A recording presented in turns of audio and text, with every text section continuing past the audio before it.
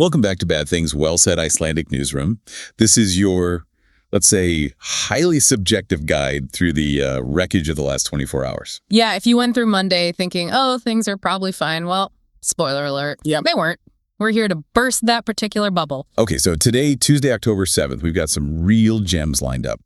We need to talk about the Helsinki sleepover. You know how Icelandic democracy was apparently guarded by wishful thinking and remarkably trusting night watchmen. And then there's Player. Oh boy, they're like billion-krona magic trick, making a massive carbon debt disappear the day after they folded. Convenient, right? Oh, incredibly convenient. Plus, Icelandic deciding it wants to become even bigger by swallowing vissels. We'll translate what synergy really means. Hint, it's probably not good news for employees. And we've got the Eurovision Cold War heating up because apparently Germany's decided to use it for some geopolitical flexing. Plus, your absolutely essential survival guide for the next 48 hours. Think stunning beauty followed immediately by, well, atmospheric violence. Right. Our mission, as always, slice through the PR spin, decode the corporate double talk, and maybe, just maybe, poke the status quo with a sharp stick. Okay, let's get into it. We absolutely have to start with what I'm calling the capital's competence crisis. It's honestly gone beyond mere failure and entered the realm of performance art. The Helsinki Parliament. Yeah, some guy just wandered in on Saturday night, through an unlocked door, and spent the night. Exactly. An unlocked door. It's almost too perfect a metaphor, isn't it, for how, well, porous some of our institutions feel right now. This wasn't like some Bond villain scheme. No, not at all. It was just But, unlocked. And the security protocol seemed to be hope for the best. It's like something out of a bad sitcom. Totally. It's less mission. Impossible. More like, I don't know, Mr. Bean goes to Parliament. And the best part, the Securitas guard. He actually talks to the guy. Right, and somehow gets catastrophically convinced, that's the official phrase, that this random dude belongs there overnight. So he just leaves him. Leaves him to it. It's a spectacular failure of, I don't know, basic common sense. Maybe a fundamental lack of suspicion. That guard must be the most trusting soul in Iceland. And the intruder, adding that perfect surreal touch, leaves behind papers declaring himself the president. It's pure data. The seat of government reduced to a punchline because someone forgot to, turn a key. It really makes you wonder, doesn't it? If they can't manage basic physical security for the parliament building against one guy, what does that say about their ability to handle, actual complex threats? It's unsettling. Deeply unsettling. Okay. Pivoting from state incompetence to, let's say, corporate maneuvering, the ghost of Player is already rattling its chains. Yes, the Great Disappearing Act. A billion-krona, maybe more, just poof. So the airline stops flying September 29th. And their deadline to pay this huge bill for carbon emission credits, we're talking maybe 1.3 to 1.6 billion ISK, that was due September 30th, very next day. The timing is just, wow. Is it genius or is it just utterly cynical? Or both? Well, it's certainly effective. The way it worked, apparently, the payment for last year's emissions fell due on the 30th. By collapsing on the 29th, they neatly shoved that massive liability into the bankruptcy estate. Gone. So, hold on. The system, the regulation, actually allows a company on the brink to essentially dodge a billion-plus environmental debt just by timing their bankruptcy correctly. Is that right? That seems to be exactly what happened. It points to a pretty major flaw in the mechanism, doesn't it? Because who picks up that tab now? Yeah. The taxpayer, Yeah. the environment itself. It's certainly not Player. And the poor bondholders who tried to keep it afloat.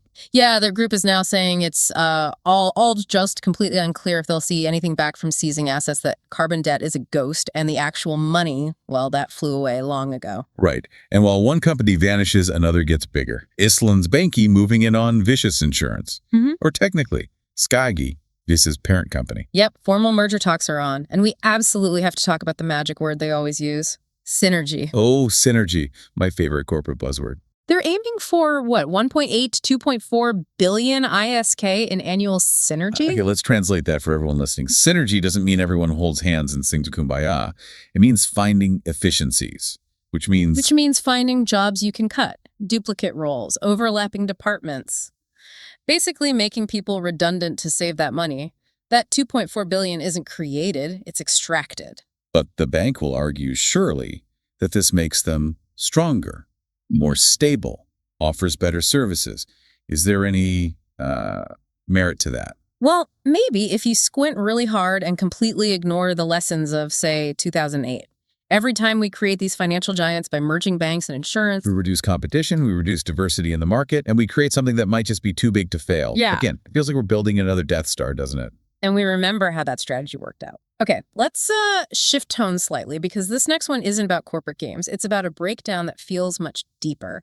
The Reykjavik preschool crisis. Yeah, this is grim. It's not just one thing, is it? It's two awful situations tangled together. Exactly. You've got these horrific sexual abuse allegations, Muleborg, Brockerborg, maybe over 10 kids involved at Muleborg alone. Just stomach-churning stuff. And at the same time, the city is dealing with its chronic staffing problems by rolling out this Reykjavíkurlín fee model, which seems designed to, well, punish parents. And one father from Muleborg connected those dots very publicly, didn't he? He said the city's Menekla og Skipulagsleysi, the staff shortages, the disorganization created the environment where these alleged crimes could even happen. That feels chillingly plausible. The system itself failing, creating the conditions for tragedy, and the city's big solution to the staff shortage. The Reykjavíkurlín, which essentially tries to manage the lack of staff by making it harder or more expensive for parents who need the most care. It's tackling a supply problem by penalizing demand. It's completely backwards.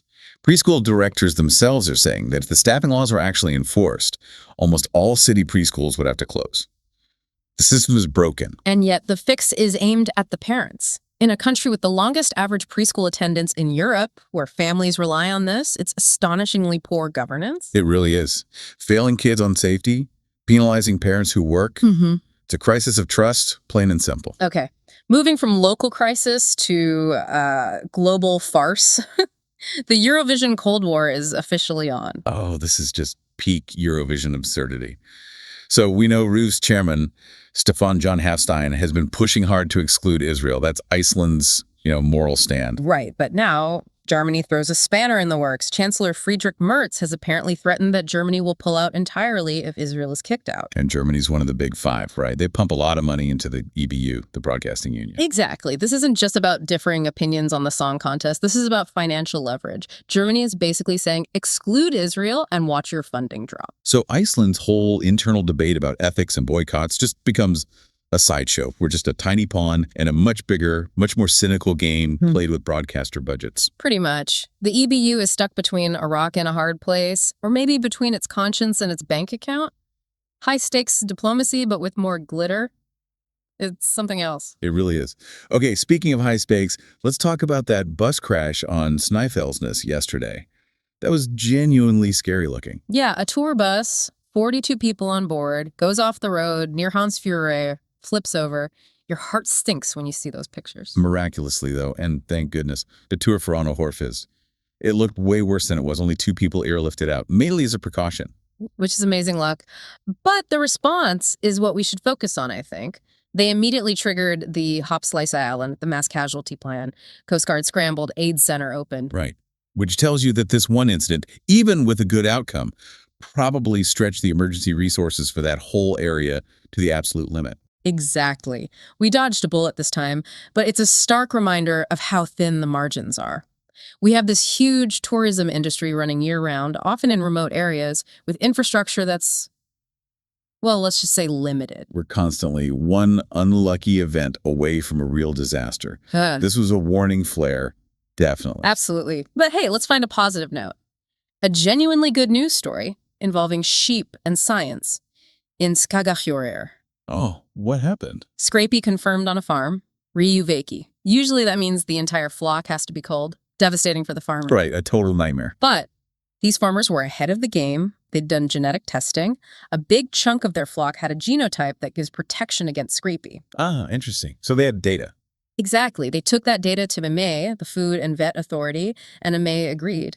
Only a partial culling was needed, targeting the susceptible animals. That's fantastic. That's science-informed regulation actually working. Using data to avoid a blanket, devastating measure. That's really good to hear. A win for common sense and genetics. A rare bit of good news in the mix, absolutely. Okay, quick culture and chaos roundup before the weather turns nasty. Let's do it. Handball first. Because the Powerade Cup was apparently glorious madness. Pure chaos. Hokar beat Valur 39-38 in a penalty shootout for the ages.